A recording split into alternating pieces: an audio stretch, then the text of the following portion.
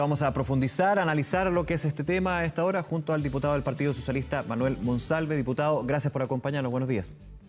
Buenos días, Nicolás. Gusto de saludarte. Igualmente, ¿cómo evalúa lo que va a ser hoy la promulgación de este proyecto de retiro del 10%? Y en esa misma pregunta, esa evaluación, ¿cómo ve usted que finalmente el gobierno desiste de presentar un veto o recurrir al Tribunal Constitucional?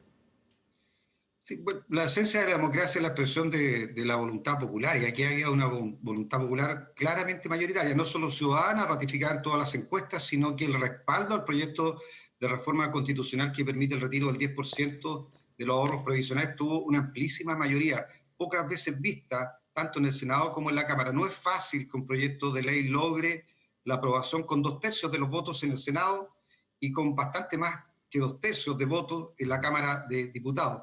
Claramente este era un proyecto que tenía respaldo, podemos analizar por qué se dio. Claramente, como aquí se ha dicho, yo lo dije en algunas de mis intervenciones, al final estábamos frente a un proyecto de último ratio, de última instancia, de carácter humanitaria, frente a una situación económica muy grave que viven millones de familias en Chile y que no había tenido una respuesta adecuada. El único que no estaba de acuerdo era el gobierno y algunos sectores de la coalición de gobierno, pero claramente era un sector muy minoritario. Pero había varios sectores, diputado, para ser súper objetivo, habían distintos protagonistas del sector técnico, economistas a nivel transversal, que tampoco estaban de acuerdo con el proyecto. Sí, pero mira, veamos las reacciones después de que el proyecto fue aprobado, ayer en la Cámara de Diputados, y después de que se anunció que iba a ser promulgado por el presidente de la República. ¿Qué dicen los economistas hoy día? Los ligados a las administradoras de fondos de pensiones, incluso los ligados a la banca y al mercado financiero, que los efectos sobre el mercado financiero van a ser muy acotados, seguramente de corto plazo, y estamos hablando de eventuales retiros entre 10.000 millones de dólares y 20.000 millones de dólares si que se retirara, digámoslo así, el 10% claro, en su globalidad. Estamos hablando de que se va a inyectar a la economía interna, o sea, se va a transferir de manera directa al bolsillo de la familia chilena entre 8 billones y 16 billones de pesos. Los propios economistas hoy día indican que en una economía que se iba a contraer durante el año 2020 6 o 7 puntos, esta medida va a tener un efecto positivo sobre el Producto Interno Bruto de por lo menos 3 puntos. Claro, o sea, pero poniendo la carta, una inyección a a corto plazo. Eso es lo que dicen los economistas, una inyección a corto plazo, sí. Es decir, que obviamente va a tener un impacto. De hecho, Scotiabank, si no me equivoco, habla de 3 puntos del PIB que podrían aumentar justamente por este retiro del 10% que pasa a demanda interna. Bueno, el principal problema que tiene la economía chilena hoy día, y podremos coincidir en eso con los economistas, es justamente la caída de la demanda interna de cerca de 10 puntos. Así es. Y ese es un problema grave para una economía, un problema que hasta ahora no tenía una respuesta de política pública. El gobierno viene hablando de reactivación económica, pero seamos francos, todo lo que tenga que ver con reactivación económica, como lo plantea el gobierno, son obras de inversión de infraestructura, la mayoría de ellas. Y las obras de infraestructura tienen un periodo desde los estudios preinversionales hasta los diseños y hasta la ejecución de mediano y largo plazo, o sea, no tienen un efecto en el corto plazo. Y digámoslo así, la caída de la demanda interna es un problema económico grave, pero además implica que la situación económica y la carencia de recursos de las familias también es grave. Y mira, solo para dimensionarlo, ¿cuál es la respuesta que había tenido Chile hasta ahora? Porque el gobierno anunció primero un paquete de 19.000 millones de dólares, después acordó con la oposición un paquete de 12.000 millones de dólares, 29.000 millones de dólares, uno podría decir, es una gran respuesta del Estado a las crisis sanitaria, económica y social. Pero preguntémonos, Nicolás, ¿cuánto de eso efectivamente le había llegado a las familias chilenas? 170 millones de dólares del bono COVID. Sí. 300 millones de dólares que todavía no le llegan por completo a los trabajadores independientes que trabajaban a honorarios. Claro, y se ha hecho la crítica de ayuda a cuentagotas, digamos, que no ha sido, que ha sido con demasiado retardo, digamos. Si tú sumas el bono COVID, si sumas la ayuda a los trabajadores independientes que boletean y sumas el ingreso familiar de emergencia, las dos cuotas que se han pagado, vas a llegar a 1.200 millones de dólares. Eso es todo lo que se le ha transferido de manera directa a las personas, nada más. Eso es todo. Entonces, la pregunta es cómo se compatibiliza el discurso de un presidente de la República que cuando habla dice esta es la crisis sanitaria, económica y social más grave de Chile en los últimos 100 años y la respuesta pública para las familias chilenas son 1.200 millones de dólares de gasto hasta ahora. Eso es todo. Entonces, no hay coherencia entre la gravedad de la crisis y la clara, mezquina respuesta del gobierno respecto a la necesidad de las familias. Ahora, en lo que viene para adelante, porque aquí hay un punto, se va a promulgar el día de hoy el proyecto, falta la implementación. De hecho, entiendo que desde la Contraloría se ha dicho que si se ingresa a la Contraloría para el visto bueno, podría ser emitida hoy día. Es decir, hasta está la posibilidad de que el día de mañana pueda ser publicado en el diario oficial. Digo la posibilidad, porque ahí los tiempos van por otras instituciones. Pero va a ser muy relevante la información que se entregue a los afiliados. También, por ejemplo, con varios detalles que fueron perfeccionados en el proyecto de ley, en el trabajo en la Cámara de Diputados y también en el Senado. Por ejemplo, que ese dinero se va a poder retirar en un plazo de 365 días. La información es clave, ¿usted cree? ¿Y cómo debería darse desde los medios de comunicación, que nosotros tenemos una responsabilidad muy importante en este punto, pero también desde las distintas instituciones? Sí, mira, primero valorar que el presidente haya comunicado inmediatamente ayer en la tarde que no iba a vetar el proyecto, que lo iba a promulgar. Creo que es una señal al final, sí, es una derrota del gobierno sin duda, porque ¿Ve un tenía cambio una de, idea perdón, distinta. diputado, ve un cambio de tono ahí, como se ha pedido desde la oposición al gobierno? ¿O una señal, por lo menos? Sí, bueno, es que yo creo que para gobernar, en realidad para cualquier actividad humana, pero tal vez para gobernar más importante que en ninguna otra actividad, es muy importante la humildad. Porque la humildad permite escuchar y permite entender que hay otras personas y otros sectores de la sociedad que piensan distinto y que tienen necesidades o urgencias distintas.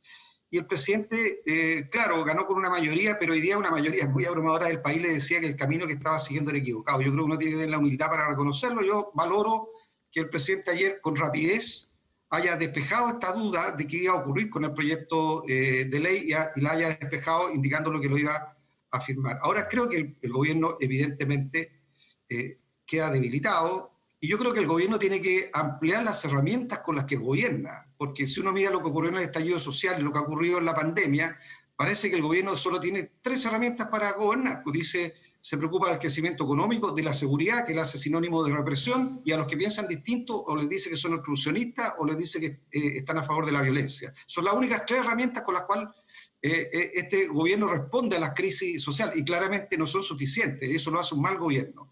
La gente requiere además que el gobierno se preocupe de las condiciones concretas de realidad en la que viven los chilenos. Y cuando en Chile, Nicolás, tú no lo viste, seguramente yo tengo algunos años más que tú, no sé si alguna vez tú habías visto ollas comunes en Chile, pero hacía décadas que en Chile no se veían ollas comunes. Y cuando hay ollas comunes expresa que la situación de la familia llegaba a una situación realmente dramática y desesperada.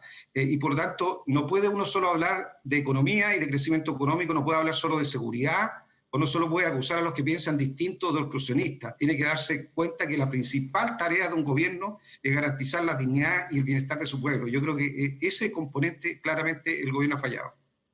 Ahora, de aquí para adelante, ¿cómo evitamos fallar nuevamente en eso, en este trabajo en conjunto que busca la ciudadanía por parte del Poder Legislativo y el Poder Ejecutivo?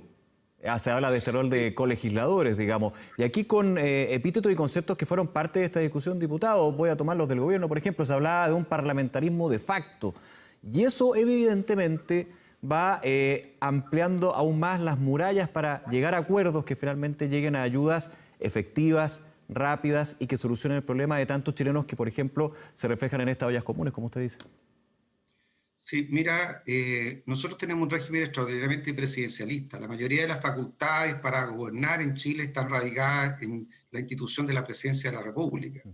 El Parlamento tiene la función de legislar, es una institución autónoma que muchas veces es criticada, pero digámoslo, quienes están ahí fueron elegidos por los ciudadanos. Y por tanto tienen una tarea que cuando el gobierno falla, efectivamente el Parlamento tiene que ser una contrapeso del gobierno. Yo creo que en este caso lo hizo. Ahora, si tú me preguntas para adelante, ¿qué es lo que ocurre? Bueno, aquí hay una tarea muy importante del comité político. El comité político tiene como tarea ayudar al presidente a gobernar. No, y para gobernar hay que articular, hay que poner de acuerdo, hay que coordinar, hay que dialogar, hay que construir caminos que la mayor parte de la sociedad considere sensatos. Entonces, un comité político que no trata de articular, sino que trata de imponer, va a fracasar. Sobre todo en el contexto actual que vive el país y particularmente por las características del Parlamento. Entonces, si tú me preguntas cuál es la tarea principal del comité político, es salir del encierro ideológico que tienen, porque el gobierno acostumbra a acusar a la oposición de que es muy ideológica. Bueno, Sí. llegó a este punto el gobierno diciendo muy claro, diciendo nosotros estamos defendiendo nuestra idea. Entonces, Pero ese encierro, conversar, diputado, dialogar. perdón, ¿ese encierro obedece exclusivamente al comité político o quién mandata al comité político, que en este caso es el presidente de la República? No, yo soy muy respetuoso, yo supongo que el presidente de la República es el que gobierna y por lo tanto el comité político conversará, pero finalmente el presidente es el que resuelve. Yo creo que el presidente ha estado encerrado en una forma de ver la sociedad que, digámoslo, tiene un fuerte componente empresarial y uno lo puede ver en los proyectos de ley. Te coloco un símil para darte un ejemplo, Vamos. Nicolás. Durante este proceso de discusión, el gobierno ingresó al Senado un proyecto de ley que modifica el mercado de capitales. ¿Para qué? Para que las AFP, los fondos provisionales que pueden invertir en la compra de bonos de deuda de las grandes empresas, hasta un 15%, pudieran destinar hasta el 20% de los fondos de ahorro provisional de los trabajadores a comprar deuda, títulos de deuda de grandes empresas, o sea, hasta 40.000 millones de dólares. Entonces uno dirá, puede ser una idea para la reactivación económica, pero claramente oponerse al retiro del 10%, pero a su vez tratar de aumentar la capacidad de que los fondos de los trabajadores fueran ocupados en comprar títulos de deuda sin análisis de riesgo de las empresas a las cuales se compraba esos títulos de deuda, demuestran el carácter de prioridad que tiene el gobierno. Aquí se ha hablado, tomando ese punto, es bien interesante lo que usted menciona, diputado Monsalve, se habla de una contradicción del gobierno, porque finalmente para unos sí, para otros no. Pero si doy vuelta también eso, desde el oficialismo se ha hablado también de contradicción en esta discusión, cuando la oposición, con respecto a la ley de protección del empleo, decía los trabajadores no tienen que asumir esta crisis con su seguro de cesantía. Pero el oficialismo decía, insisto, que en eso había una contradicción cuando se decía sí deben asumir como última ratio, pero igualmente deben asumir con sus fondos previsionales, es decir, con sus ahorros, con sus recursos. Bueno, recorramos los últimos 2 meses. ¿Qué se le dijo al gobierno respecto a la familia? Renta básica universal sobre la línea de la pobreza. Clave. ¿Qué dijo el gobierno? Son irresponsables, eso no se puede, no hay plata para eso. Cuando se discutió la ley de protección del empleo que permite suspender los contratos, se le dijo, no hagamos que se haga uso del fondo individual del seguro de desempleo. Usemos el colectivo, coloquemos recursos públicos. El gobierno dijo, no, no hay recursos para eso. Cuando se discutió el FOGAPE destinado a la pequeña y mediana empresa, se le dijo al gobierno, mire, no es posible dejarlo a criterio de la banca, porque la banca tiene una cultura que va a hacer que no le entregue crédito a pesar de que tengan garantía a las pequeñas y medianas empresas. ¿Qué ocurrió? De cerca de 1.200.000 pequeñas y medianas empresas, solo 130.000 han accedido al FOGAPE hasta hace un par de semanas atrás. De los 24.000 millones de dólares que se supone que estaban disponibles, la pequeña y mediana empresa ha podido acceder solo a 4.000 millones. Entonces, te quiero decir, ¿se le ha dicho al gobierno caminos distintos que podrían haber tenido mejor resultado para enfrentar los efectos económicos y sociales de la crisis? Yo creo que sí. Se lo han dicho los mismos economistas, los mismos economistas que el gobierno valoró cuando salieron a decir que no había que retirar el 10% y lo aplaudió, los valoró, le dijo que eran personas muy brillantes, muy sensatas. Bueno, esos mismos economistas le dijeron renta básica universal, le dijeron no a la banca en el FOGAPE, le dijeron no ocupe los fondos individuales del seguro de desempleo. Pero ahí el gobierno no los escuchó, los tildó de ideologismo, los tildó de irresponsables. Entonces, vuelvo a insistir, el gobierno tiene que abrir su mente porque la sociedad chilena es mucho más diversa y si uno quiere gobernar, tiene que estar disponible a gobernar para todos los chilenos y recoger la idea de todos los chilenos. Diputado Manuel Monsalve, muchísimas gracias por esta conversación con Canal 24 Horas y que tenga un buen día. Hasta luego. Muchas gracias a ti, Nicolás. Un abrazo, que esté bien.